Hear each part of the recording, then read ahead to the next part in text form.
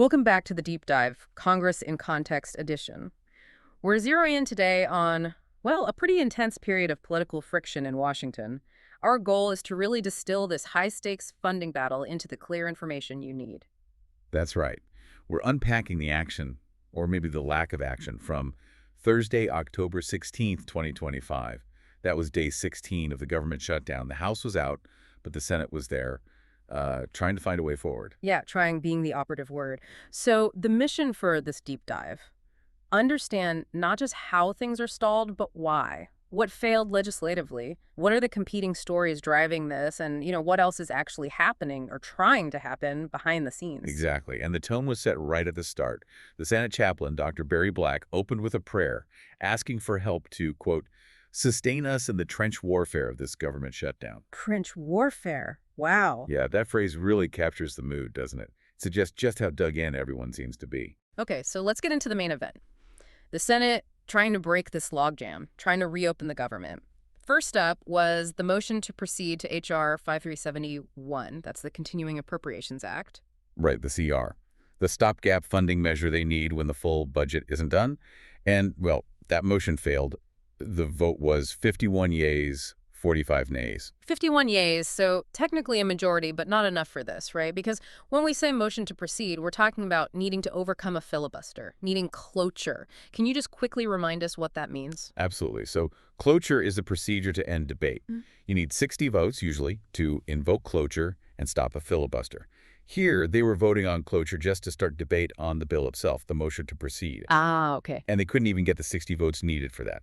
So failing that cloture vote means the underlying bill, the CR, is effectively blocked. It can't move forward to a final simple majority vote. Got it. So completely stalled on reopening the government that way. For now, yes. We understand the next attempt, another cloture vote on the same motion, is scheduled for Monday afternoon around 5.3 Cs. So the stalemate continues, at least until then. Okay. But maybe the vote that caused even more, political heat later that day was the one on defense funding.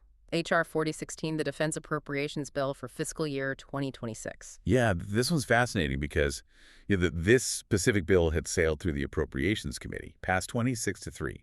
Huge bipartisan support there. 26-3, that's pretty overwhelming. It is. But then, on the Senate floor, the motion to proceed to actually debate and vote on the bill, rejected. The vote was 50 yeas, 44 nays. Again, short of the 60 needed for cloture. So help us understand the immediate impact there. Didn't they just authorize a pay raise for the troops, like last week? How does blocking this funding bill affect that? It does, and that's the critical point. Last week, they passed the NDAA, the National Defense Authorization Act, that authorizes policies and spending levels, including that pay raise. Think of it like getting permission. But permission isn't cash. You need a separate appropriations bill, like H.R. 4016, to actually provide the money to cut the checks. So by blocking this appropriations bill, they've blocked the funding needed for the pay raise they just authorized. Which, during a shutdown, puts military paychecks in jeopardy. Exactly. While the shutdown lasts, that funding isn't flowing. Okay, so unsurprisingly, the accusations started flying immediately after that vote. The majority side arguing Democrats were, playing politics, blocking military pay, just for leverage. Right. That was the narrative, using troop pay as a bargaining chip. But the minority side pushed back hard. We heard from Senator Coons, for example, who said his no vote was intentional. Intentional how? He framed it as a signal that funding can't just be piecemeal. It needs to be a broader package. And crucially, he linked it directly to needing to address the healthcare crisis tied to those expiring ACA tax credits. Ah, okay. So that brings us right to the core conflict, the thing really driving this whole shutdown fight. Looking at the floor speeches, it's like they're describing two different planets. On one side, you have majority leaders calling this the Schumer shutdown. Their argument is the Republican CR, the one that failed, is clean. Meaning it doesn't have controversial policy changes or riders attached. It's just funding, they argue. And their accusation is that Democrats are holding government funding hostage, demanding what they're calling a massive $1.5 trillion ransom. Yeah, that's the figure being used. And they specify it's for two things: extending those enhanced Obamacare tax credits and providing funds for free healthcare benefits for non-citizens. That's the charge. Okay, that $1.5 trillion number is huge. It sounds like almost a quarter of the entire federal budget for 2024. We need to put that in perspective. What exactly does that represent? Is that a demand for this year? That's a really important clarification. No, it's not a one-year cost. That $1.5 trillion figure represents the projected 10-year cost of making those enhanced ACA subsidies permanent, according to estimates like the CBO's. Ah, 10 years. Okay. So the majority argument is essentially that Democrats are demanding this enormous long-term policy commitment as the price just to reopen the government for, maybe a few weeks until the CR would expire again, likely October 31st. Okay, so that's one side. Meanwhile, minority leaders are calling it the Trump shutdown. Their argument is Republicans are the ones refusing to negotiate seriously on what they term a healthcare crisis. And that crisis, specifically, is the fact that those Enhanced Affordable Care Act tax credits are set to expire soon. Right, and this isn't some abstract policy debate, is it? The timing here is critical for people. Extremely critical. Healthcare open enrollment kicks off in just 2 weeks, around November 1st. Okay. People need to make decisions now about their plans for next year. And they're doing that without knowing if the subsidies that make those plans affordable will actually be there. Exactly. And the potential impact is staggering. We heard examples cited on the floor, like policyholders in Illinois facing, quote, a dramatic increase of 114%. Wow, 114%. Yeah. For some families, that could mean paying up to $15,000 more per year for the same coverage. $15,000. I mean, that's just devastating for a family budget. Absolutely destabilizing. And here's a really interesting point that Senator Durbin highlighted, something that kind of cuts against a simple partisan explanation. Okay. He pointed out that 75% of the people who currently rely on these specific ACA tax credits live in states that voted Republican, so-called red states. 3/4 in red states? Mm-hmm. And furthermore, the 10 states projected to see the largest premium increases if these credits expire. They are all red states. Okay, that is a fascinating statistic. So the political dynamic isn't just one party protecting its base. Not at all. It suggests the minority party sees leverage in a crisis that actually hits the majority's constituents disproportionately hard. It adds a whole other layer to the negotiation dynamics. Definitely complicates the narrative. Okay, so we've got the core policy fight laid out. Military pay caught in the crossfire, huge healthcare hikes looming. Let's look at some of the other political maneuvering and maybe surprisingly, some actual work getting done. Right, because even during a shutdown, other things are still bubbling up. First, there was this sharp back and forth over planned weekend demonstrations related to the shutdown. Yeah, the rhetoric around these planned rallies was really something. It was stark. On the majority side, Senator Barrasso called them radical anti-America rallies, or even I hate America rallies. The claim was that Democratic leaders were essentially controlled by far-left groups organizing the shutdown. Okay, I hate America rallies. Then on the other side, Minority Leader Schumer framed them completely differently. He called them No Kings rallies, portraying them as Love America rallies, focused on defending free speech and democracy against what he called intimidation. wow.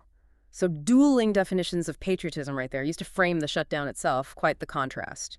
It really is.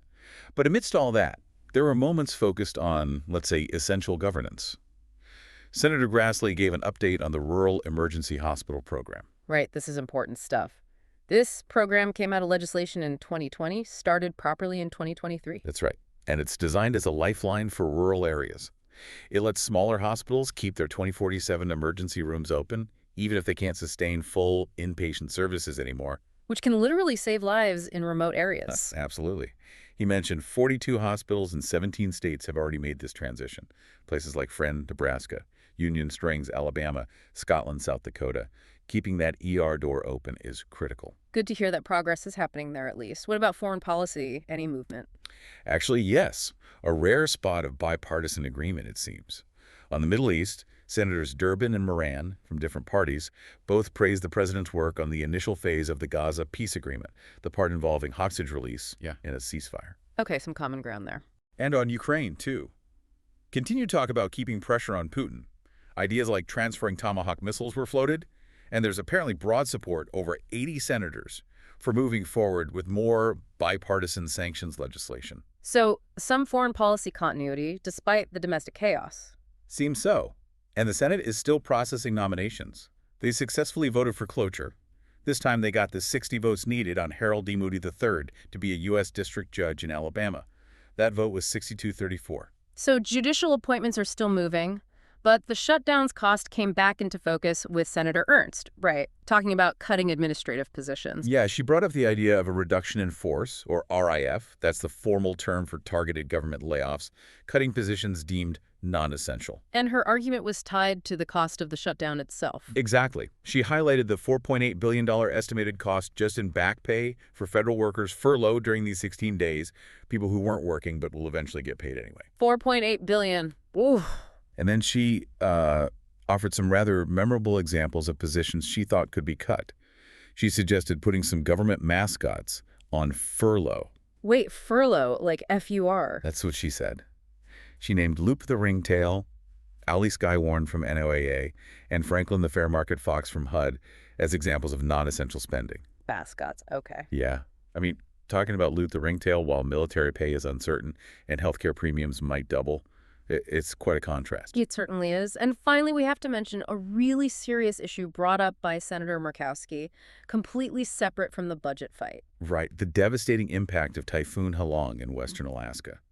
She described terrible flooding, over 1,000 people displaced in coastal villages like Kipnuk and Quigalingok. And the timing is just brutal. With winter closing in, rebuilding is going to be incredibly difficult. A stark reminder that real-world disasters don't wait for Washington to sort out its budget procedures. Absolutely. Okay, so looking ahead, what happens next? Well, the Senate comes back Monday, October 20th.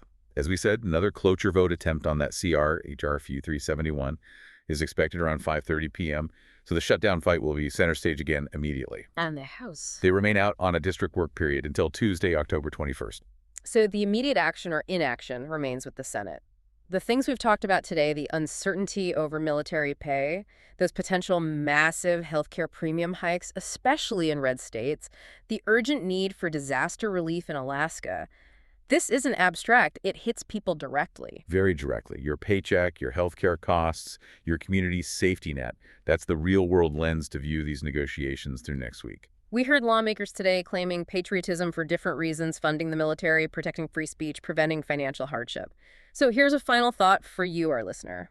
Given the very specific consequences we've detailed, from true pay uncertainty to doubling healthcare premiums, what single legislative priority do you believe Congress should act on immediately to prove their allegiance to the American people? It's a tough question. Definitely something to mull over as this unfolds.